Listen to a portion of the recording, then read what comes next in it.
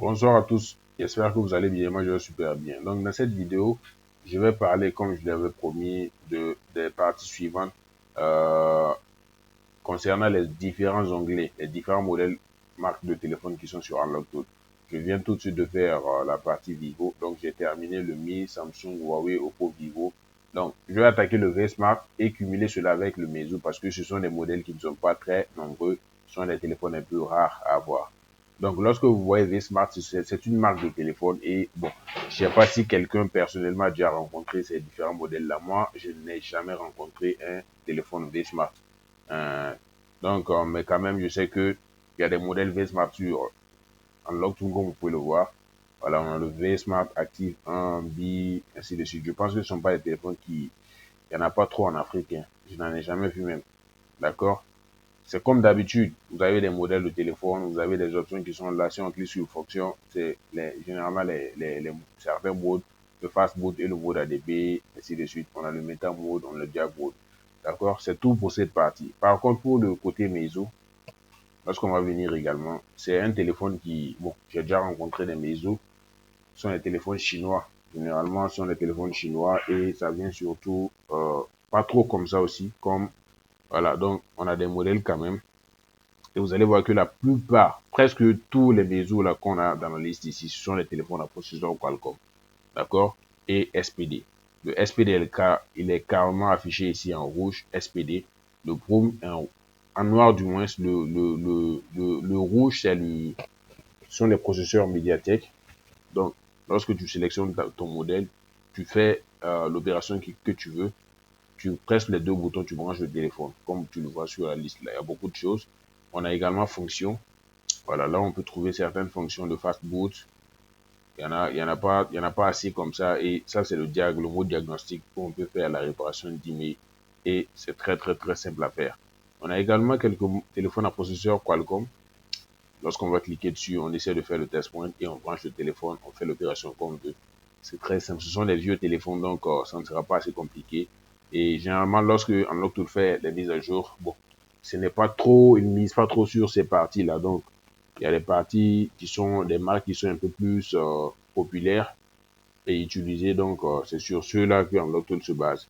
D'accord? Comme la vidéo fait 2 minutes 38, je vais profiter aussi expliquer en même temps dans cette vidéo la partie des téléphones techno. Donc, on voit, lorsqu'on va cliquer sur la partie techno, nous allons voir qu'il y a plus de 142 modèles, presque 142 modèles, je veux dire, sur les processeurs. Donc, on a presque on a beaucoup de modèles en tout cas. Donc, des Camon 19, des Camon 19 Pro, des Camon 20 Pro et tout. Donc, vous voyez que avant, lorsque tu voyais généralement un modèle sur Unlocked Tool, c'est là que va se compliquer un peu les choses.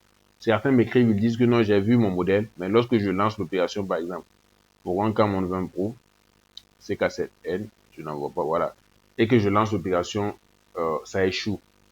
Qu'est-ce qui fait que ça échoue? Parce que il faut savoir que les téléphones là, actuellement, les téléphones ne sont plus comme avant. À chaque fois, les fabricants font des mises à jour et ces mises à jour là rendent le téléphone difficile et à certaines opérations sur les logiciels de déblocage. Donc, lorsque la version change, il faut savoir que le niveau de sécurité aussi a augmenté. Donc, ce qu'Unlocked utilisait, la faille qu'Unlocked utilisait pour cela ne va pas forcément marcher. Donc, il faut que Unlocked se mette également à jour sur ces points-là. Et Unlocked s'est mis à jour sur certains points, je peux le dire, certains points quand même, certains points, pas tous les types de processeurs. Voilà, donc lorsque vous allez sélectionner par exemple les derniers modèles, par exemple le CK6, le CK6 par exemple, vous allez voir que c'est prélude maintenant Techno V1. Vous allez utiliser le Techno Custom DA. Toujours le Techno Custom DA. Lorsque vous cliquez sur le Techno Custom DA, lorsque vous cliquez sur le Techno Custom DA, moi j'ai déjà lancé une opération.